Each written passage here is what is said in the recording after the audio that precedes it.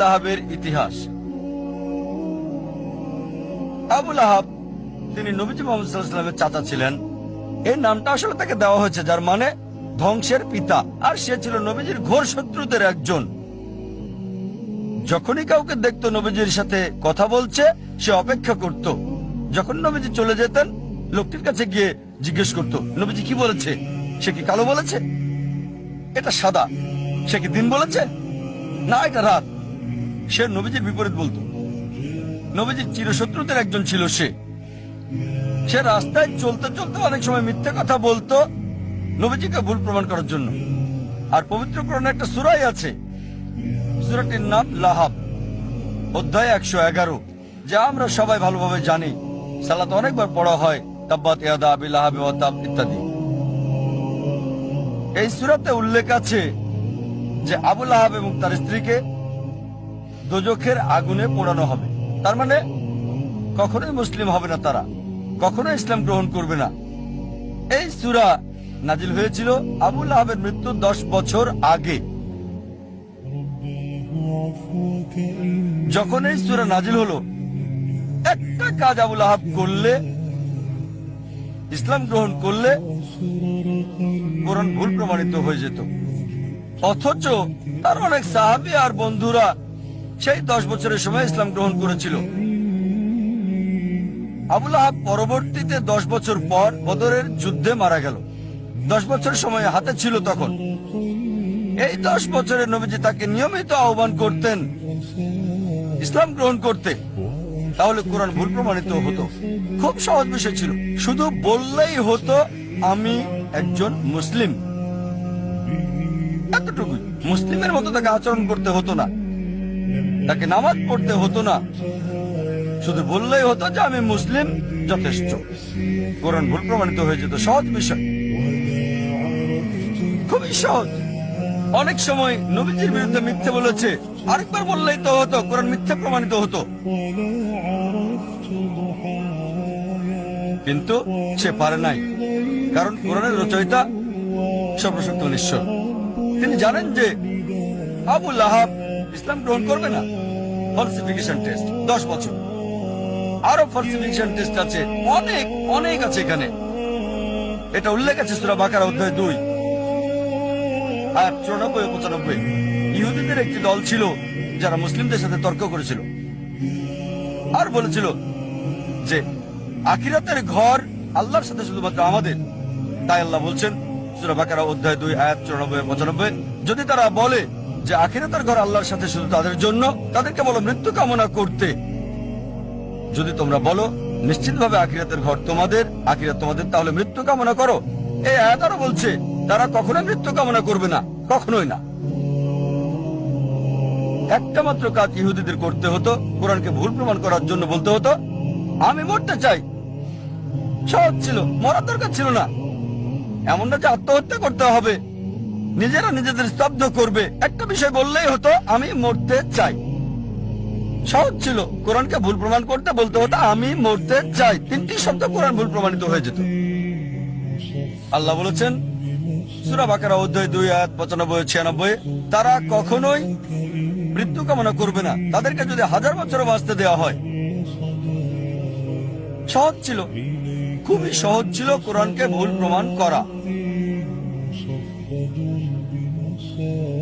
এই দুটো falsification test হলো অতীতের ফলসিফিকেশন টেস্ট। আমাকে বলতে পারেন ভাই জাকির, এখন কোরআনকে ভুল প্রমাণ করতে চাই, এখন কিভাবে করব? এখন কি এটা করা যাবে? হ্যাঁ, সবার জন্য সুযোগ আছে। আল্লাহ বলেন সূরা মাইদা অধ্যায় 5 আয়াত 82 যে বিশ্বাসীদের জন্য তাদের আপনজন হচ্ছে ওই সমস্ত লোক যারা বলে আমরা খ্রিস্টান, আর ঘোর শত্রু হলো ওই সকল লোক যারা বলে আমরা ইহুদি আর মূর্তি পূজারী। কোরআন বলছে বিশ্বাসীদের ঘোর শত্রু হচ্ছে ইহুদি আর মূর্তি পূজারীরা, আর বিশ্বাসীদের কাছে লোক যারা বলে আমরা খ্রিস্টান। সামগ্রিকভাবে কোরআন সামগ্রিকভাবে কথা বলছে।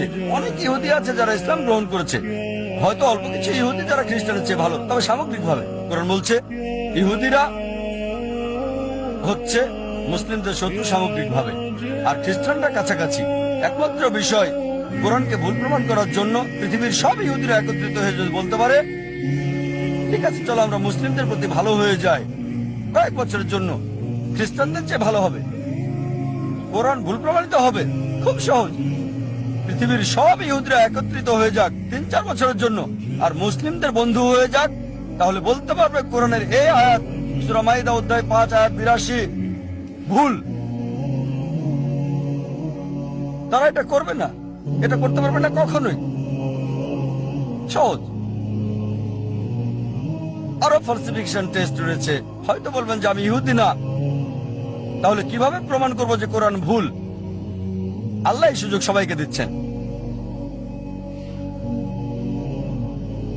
আল্লাহ পবিত্র কোরআনে বলছেন সূরা ইসরা অধ্যায় 17 আয়াত 88, তারা বলে সেটা রচনা করেছে, চেষ্টা করো আরেকটা কোরআন তৈরি করো।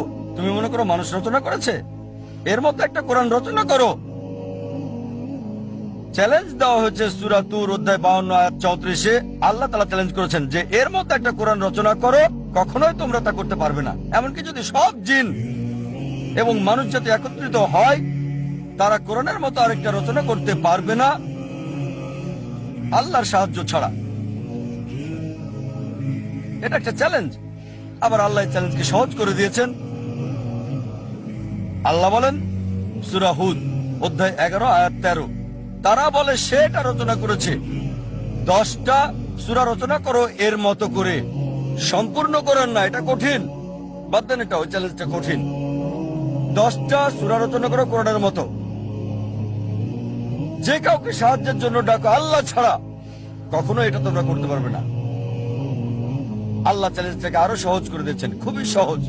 সূরা ইউনুস অধ্যায় 10 আয়াত 38, তারা বলে সেটা রচনা করেছে, এর মতো একটা সূরা রচনা করো। একটা, পুরো কোরআন না, 10টা সূরা না, একটা সূরা এর মতো।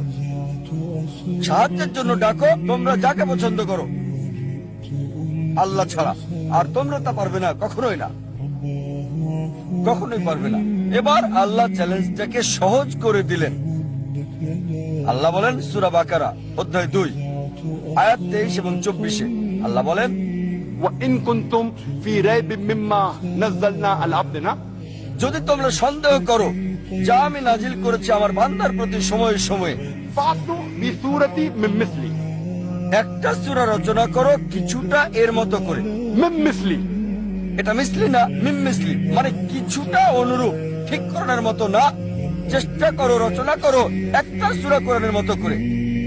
من مثلي وادعوا شهداءكم من دون الله إن كنتم صادقين, আর সাহায্যের জন্য ডাকো তোমাদের যে কেউকে সাক্ষী রাখো আল্লাহ ছাড়া, যদি তোমরা সত্যবাদী হও।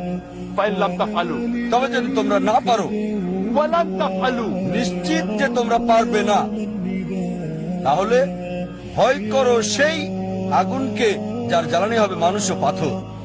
তোমরা তা করতে পারবে না এবং নিশ্চিত তোমরা তা করতে পারবে না।